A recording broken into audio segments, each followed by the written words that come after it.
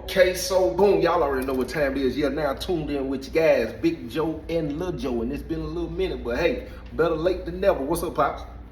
What's going on, man? How you doing? What's going on with you? Man, I'm chilling, man. I ain't doing too much, man. You know, a lot of these people be in my comment section trying to make it like we in competition, talking about I like Big Joe's stories better, and he dropped more stories than you. I'm not gonna go back and forth with them people, man.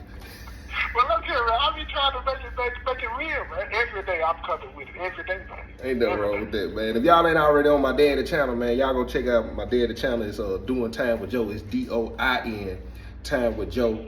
I'm gonna drop it in the comment section if you gon', because I know somebody gonna say they couldn't find it, and they're gonna say it ain't in the description, and you know what I'm saying. But man, it's been a little minute since we did this, man, and I really wanted to talk to you about a few different things. First one is Okay. transition. Yes. And I want to talk about it because I feel like a huge transition right now, and even being incarcerated, I remember going through transitions because I don't know why people think people who are incarcerated don't go through or face the same thing people do out here in the free world. Right. I feel like you went through a huge transition yourself in the last year. I have. How is it Indeed, I have. How is it on your mental? Like, what I want to hear. What was the transition, and what was it, and where did you have to get your mind to continue? Well, okay, for me, I had to, my mind. It's been a little bit longer than a year, but the last year has really been dynamic because I had to get my mind in a place to where I felt like I was worthy and deserving of the success that I'm having, right? I think we talked about that once before, me and you. And it was hard for me to do that because on the one hand, when I'm like right now doing a show, I'm feeling good. I feel like I'm not here, right? And then after I get off the phone, I'm surrounded by a lot of negativity, right? And it makes it hard for me to balance, right? And I had to tell myself one day, man, that I do deserve what's going on. And the fact that I'm in an environment that's negative, and I think this might help some people out there, the fact that I'm in an environment that is negative for the most part, right? I don't have to receive that, man. And in being in here as long as I've been in here, you tend to like just go along to get along. You participate in negative conversations, not realizing that those negative conversations are going to have some impact on you, whether you realize it or not. And I would do that. I don't do those types of things anymore. Now I'm transitioned from being somebody, even in this environment, that understands that the company you keep matters. I don't have to be the choices, but the company that you keep matters. The conversations you participate in matter. The thoughts, the hopes, and dreams that you have, they matter. And those things have helped me change mentally in ways that I never even considered how much mental power I had given away by participating in the lifestyle that I used to participate in. You understand what I'm trying to say? Break it down. Huh? Break that down. For sure.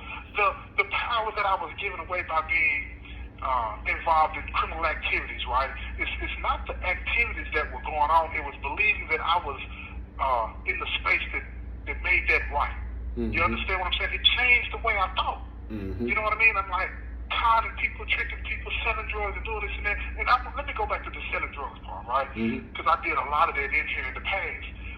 Selling drugs, right? You have to I put myself in a place to where, like, they're going to get it from somebody. They might as well get it from me. I didn't concern myself about their welfare, how they were going to feel, what it was going to make them do, and calling home and lying to their people. I had no inkling that just getting in that headspace and staying in that headspace was changing me in ways that I could not control. And it affected all kind of other parts of my life. Right. You know what I mean? And and now I see that, it starts with the thought.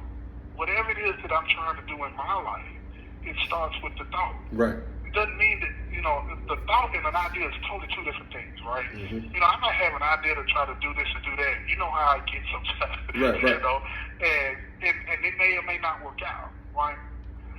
But the thought of I'm gonna have a good day today. Mm-hmm. You know what I mean? I'm not gonna participate in the negativity, right? Mm-hmm. I'm gonna be hopeful, even though I'm surrounded by hopelessness. You know what I'm saying? Mm-hmm. Those types of things have really changed me in ways, like I said, that transition, man. Mm-hmm. And it wasn't as hard as I thought. It was just uncomfortable.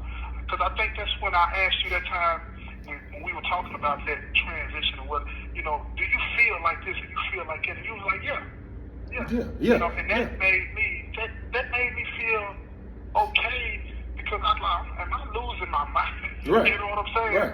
I'm still uncomfortable. You said three things that stood out. First of all, the being uncomfortable, the being who you associate yourself with, and then you was talking about the power.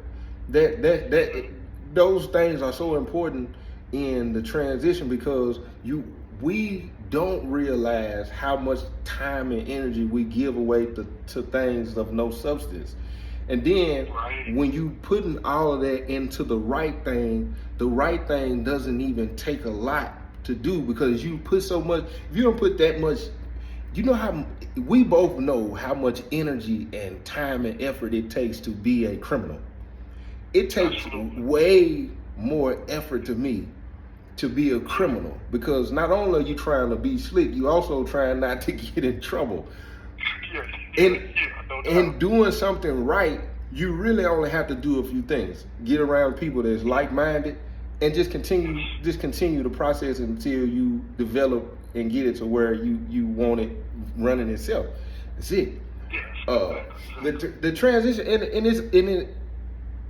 was another thing you said, that the environment, because, and that goes for people who are out here in the free world. Just because my pops is incarcerated, it doesn't mean anything different. It's people out here who are free, and the company that you keeping and the environment that you're in is pouring them negative seeds, or always keeping you away from becoming greater or doing something greater. And it makes you uncomfortable, because you're walking into unfamiliar territory, and your spirit and soul is trying to stay attached to what was comfortable at one point, and you're trying to come out of it. Absolutely. Yeah. You hit that. You hit that out the park. That is absolutely right. It's kind of like, man, you know, and I'm not trying to sound Pollyannish or anything like that, right? But it's kind of like, I really listen with my heart and not my ears in a lot of situations now, because if I listen with my ears, right, and don't put like the other individuals' concern before mine, to the extent that it don't take from me now. Don't get me wrong now. I'm not giving up any ground anymore in that space to where, you know what I'm saying, I'm being the one that's losing, or being the one that's hurting because somebody else wants to feel good, right? Mm-hmm. Because in this environment, you have a lot of negative people that want you to go along to get along and make them feel good, but it's making you feel bad. So I don't give any ground on that anymore, right? Mm-hmm. But what I do, like I say, when I listen with my heart, I understand that person is still in darkness, that person is still hurting, and that helps me understand them better. Right. But I'm not giving ground to that, though. You see what I'm saying? Right. So I don't act mean towards them. I'm like, okay, you know what I'm saying, it's time for me to move on and get away from that type of individual, you know what I'm saying, without trying to hurt that person, you know what I mean? But yeah, that transition, man, it was something that I'm still, like you say, I'm still going through it, because every day it's a new challenge. I'm learning new things about myself, man. That, you know, I'm 56, man, and it's like, what in the world is going on? I feel like I'm a teenager, man. Real talk. And it gives me more energy. Go ahead. I want to stay right there. When you said you 56, and being isolated to an extent, you're not afraid to try new things. And most people in the free world are terrified of trying a new avenue. It could be the age, it could be different things, I don't know, or feeling like they're not competent in the area. You took on a challenge for social media and Yeah. would know anything. And that drive and motivation comes somewhat from a sense of, for lack of better words, desperation, but also Exactly. but also it's just it's in you too. Yeah. But people It's in me. go ahead. It's in me, but I had to rediscover it. When you said that, man, all kinds of things just ran through my mind. Right? It was out of a sense of desperation. I remember the day that you told me, I'm already on Spotify and all of this and that, right? And you said, Daddy, you need to try YouTube. And I asked you all these kinds of questions because I was spooked, I was freaked out, and I had no idea. Yeah. I had no idea. But it's one thing that made me do it, man, and that's that I trusted you.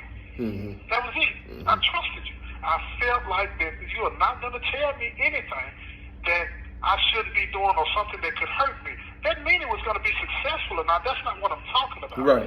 It was trusting you that this is something that I could do, and it wouldn't hurt me. Fail or not, it wouldn't hurt me. Right. So I needed to be urged on into that space, and that trust that I have in you allowed me to do that. Right. You feel me? And that's the thing that happens in here or out there when you find yourself in bad or negative situations. You don't trust anymore. You don't trust no more. Learning to That's trust real. again is a hard thing, man. Nah, for You feel real. me? Even though, yeah, absolutely.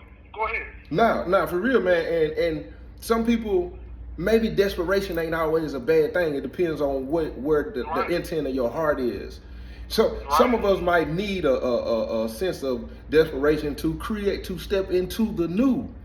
You know what I'm saying? Yeah. 'Cause a lot of people do things out of desperation, maybe because you're lonely or insecure or whatever that may be. You might deal with somebody that you ain't supposed to deal with, or do something that you ain't got no business doing. But some things is a desperation of hope of something new that you just unfamiliar with doing. And then, man, I run across so many people who don't realize that one of the greatest benefits of people who've been incarcerated is the understanding of my time stopped. And people whose time kept going, I can see you didn't take advantage of it. And so it's like, I'm gonna use 50 Cent or Kanye West that had the wreck, or them people who had them near-death experiences. Most of their stories after that, they feared nothing when it comes to excelling in life, because they realized that it could have been over. Just that fast. We have a similar mentality when we sit in that place and we get a taste of, boy, it's on now. Yeah, You know what I'm saying? Like Eminem said, one shot. Yeah. You know what I mean? And it's really desperate. I remember, man, I was attorney center, man, back in the day. And you were down there, but you was in the back, right? You know what I'm saying? On Mac and stuff, on close. Yeah, I'm glad you And said that, because I tell a lot of people in the back, and they gonna think, hold on, Lil Joe, no, he talking about I was on you close. on close. No, Close. Now, when we say in the back, it's a difference in being pushed to the back and being in the back. Yeah. You want to know? But look, I was talking to Unc one night, man, and I broke down, and he was like, what's wrong? He said, and I said, man, I don't want to be remembered just for this. Yeah. I don't want to be remembered just for this. And that's what that desperation is. That's what was feeding me, man. It's like, this is it. If I was to die that night at Turner Center, whatever, all people are going to be able to say is that he went to prison and spent his whole life there. He abandoned his kids. You feel me? He was in prison, and then what do you say after that? And I had to come to realization with that. I had to come to grips with that, and I was like, that's not gonna be. Yeah. Not gonna be, man. Let me tell you this. That's the first time I ever heard you say that. And everybody done made mistakes in the world. I might have had some resentment, you know what I'm saying, at one point, but you sold enough into me where if I ever had to tell the story, you sold a lot of greatness in me when it came to who I've become on this journey today. Not just the book, You know what I'm saying? You helped me when it comes to my relationship with Samari, and that's whether it was in good or bad. What I took from it, how you carried yourself. My treatment of other people changed a lot with seeing how you dealt with people and how people commended you for your character and integrity and morals and principles. Because for a long time, you know, I had a lot of things misconstrued when it came to how you lived. So I remember like yesterday telling you my stories, and you was like, "Where did you get all that from? I ain't never." You know what I'm saying? So I'm thinking I'm having a heart-to-heart moment with somebody that was just as awful as me. You know, come to find out, like, yeah. So I just wanted to say that. That ain't all you'll be remembered for sure. And I'm positive a lot of people now who got to hear you speak and say the things you know what I'm saying. I'm positive a lot of people have took a lot from you. So yeah, I just wanted to say that. And I do appreciate that, and you know, to God be the glory. And I hear those comments, you know, when people say that or send me comments or whatever, and I appreciate that, right? But in that transition, it's like what we were saying a few minutes ago. It made me feel uncomfortable sometimes because I'm second guessing, do I deserve this and do I deserve it? And I had to accept the fact, yes, I do. Right. Yes, I do. Yeah. I'm putting in the work. I'm doing the things right. I'm living right. You know what I'm saying? I don't have all the answers, but I don't mind trying things. I don't mind being challenged. I don't mind failing at something because I don't fail at anything. In failing, I learn. So I keep it moving. Mm-hmm. And when I try to convey that same energy to the majority of guys in here, it's hard. Mm-hmm. They don't receive it because, and I see, like I said, I'm not listening with my ears, I'm listening with my heart. Right. I see why they don't receive it. I see the hurt, I see the pain, I can hear it, I feel it in their voice, you know what I'm saying, when they talk. And at the end of the day, like I said, most people, and I'm trying to start like a support group for guys in here, right? You know what I'm saying? Just to talk about what we go through. You feel what I'm saying? And I'm going to say, boo, I probably asked 30, 40 people, you know what I'm saying, to do it, this, that, and the third. And I've only got 3. And then when they turn me down, I said, no judgment, bro. No judgment at all. You know what I'm saying? And they're like, Joe T, I would like to do it, but I just, you know, I don't know what to say. I don't think I'd be right in that. All kind of excuses. You know, I have some of them tell me that, let me go pray on it and let God tell me. Then they come back and they tell me God told me not to do it. I said, so God told you not to do something positive. You know what I mean? I said, God told you not to do something positive. You know, okay. It's people out here in the free world with that same mentality. I promise you, that trying to come out of their shell and maybe be vulnerable or show a level of sensitivity and being honest and trying to walk in that. A lot of people just rather be fake, man, or rather stay traumatized.